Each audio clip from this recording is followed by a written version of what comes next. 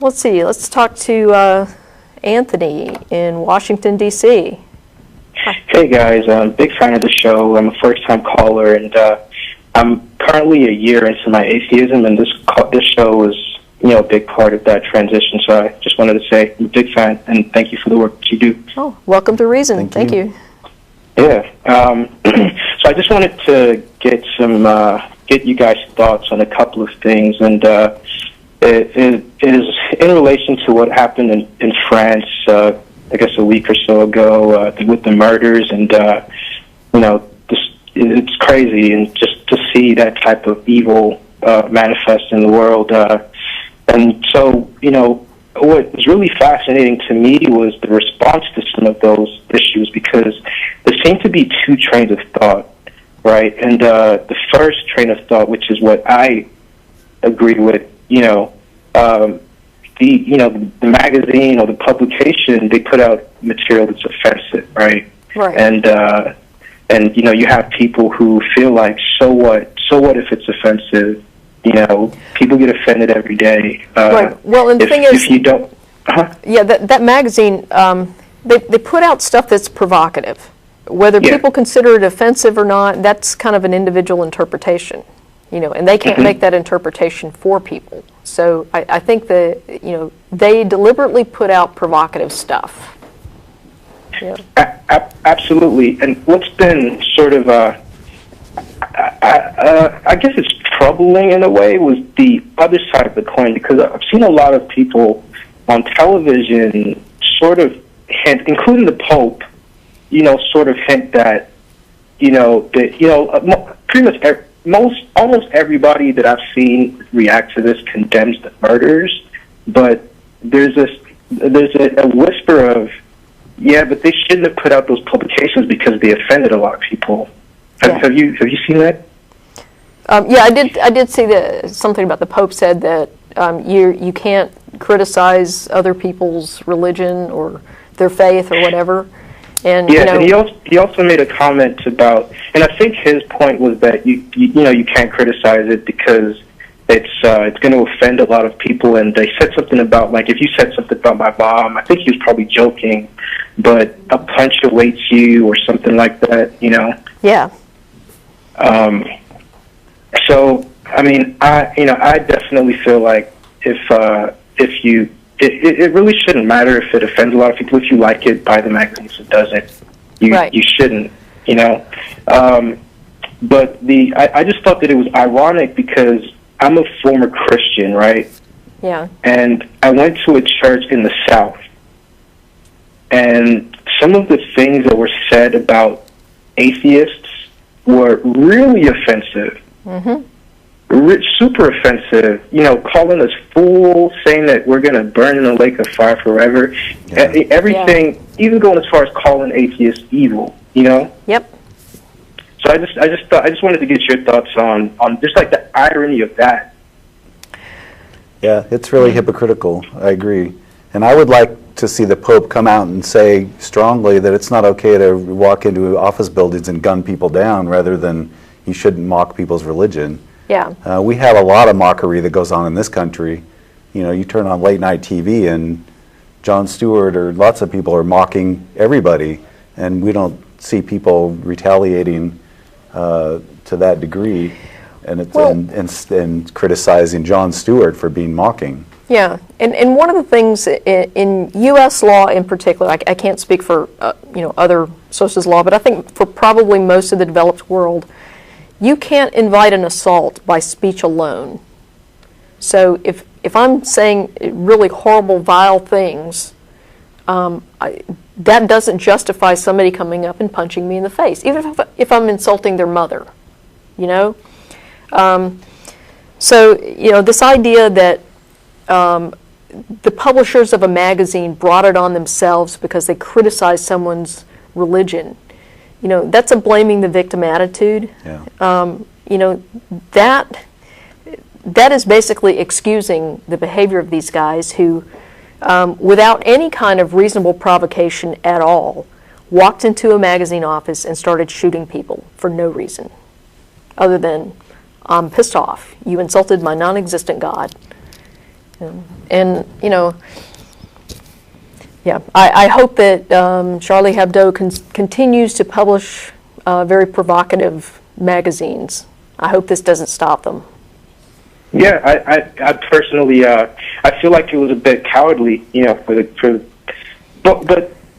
Well, I don't even think it's cowardly, because, you know, you can't be a coward and walk in, you know, and start shooting people. I mean, certainly you could argue that there was an act of cowardice in that they knew that the people there wouldn't be armed and couldn't retaliate in kind. But, I mean, I think that, you know... well, I meant cowardly in the, you know, just the people's response, who were sort of hinting, almost blaming the victim, you know? Yeah, certainly, yeah, especially the Pope. I mean, yeah, he turns around and says that marriage equality is somehow, you know, a dire threat to the family. Well, I'm deeply offended by that, but I don't want to shoot the guy, you know. Absolutely. So just to point out a few things that I feel like we're all offended by. Westboro Baptist Church. Mm-hmm. They say the craziest things. They have these signs that say God hates fags. They, you know, I'm African American, right? And currently, to this day, there's still active KKK branches around the country. You know, there are neo-Nazi factions around the U.S. And, you know, a lot of them put out publications. A lot of them have, you know, presences that you can see if you just get on the internet, right? Yeah. Yeah. And as offensive as it is, unless they actually take their words and transition it into action. Yeah. Hey, you know, we all should have the right to say and have opinions without having to fear for our lives. Have you seen the Molly Ivins story about the Klan rally here in Austin? Mm-hmm. Yep. Yeah, so this was like 20-something years ago, I think. And so there aren't enough Klans members in Austin to have a good Klan rally, so they had to import them from, I think, Waco. So they bust them in from Waco. And home of a Baptist university, I might add. Anyway, and so when the Klan started their march down Congress Avenue, the people in Austin lined the streets of Congress Avenue. And as the Klan marched by, they turned around and mooned them. And as Molly Ivins commented, it was kind of like the wave going down Austin, Congress Avenue in Austin. So, yeah. So, you know, I think that sort of response is very appropriate for that kind of activity. I agree. Well, that's all I called in for, and I just wanted to. I appreciate your feedback and your comments. Before I leave, I just wanted to kind of say that, I mean, my opinion is, when it comes to things like this, you know, there are going to be people who say things that are offensive, but then there are things that are really, really distasteful and ugly, like, you know, Westboro Baptist Church and the KKK. Mm-hmm. But if you look at a lot of things today and compare them to where they were 10, 20 years ago, I feel like things are getting better. You know, and if you look at the way things are today compared to 50 years ago, I think that things are getting better, and I feel like, as a humanity, we're moving more towards compassion, and I feel like the compassionate side of our humanity is sort of weeding out a lot of the you know, more barbaric and I don't know how to put it, but a lot of things that were acceptable in the past are just not acceptable today, and I think the trend is going in the right direction. Yeah, I think in general that's true, and I think a lot of it is the result of exposing some of the bad behavior and having many people stand up and say, you know what, that's really horrible. Because I think a lot of times bad behavior seemed to be the norm because people said things or did things that were awful and no one criticized it. Yeah. And so by putting this out there and letting people see really how bad some things are, then you get people stepping up and saying, you know, that's really not okay. Yeah, even as you said, 50 years ago, the stuff that the Klan was saying was a lot more mainstream and acceptable to society, and now it's not. Yeah, even 20 years ago. I mean, you know, Steve Scalise, the guy in Congress who apparently spoke at some kind of Stormfront or one of those yeah, white it's supremacy a white groups. supremacist group, and you know, he's taken a lot of heat from that now. And I'm sure that back then, that was considered perfectly mainstream, Yeah. at least in his circles. So I agree. I'm optimistic too, and I think, and a lot of that has to do with the just pervasiveness of social media, and people are a lot more familiar with what's going on.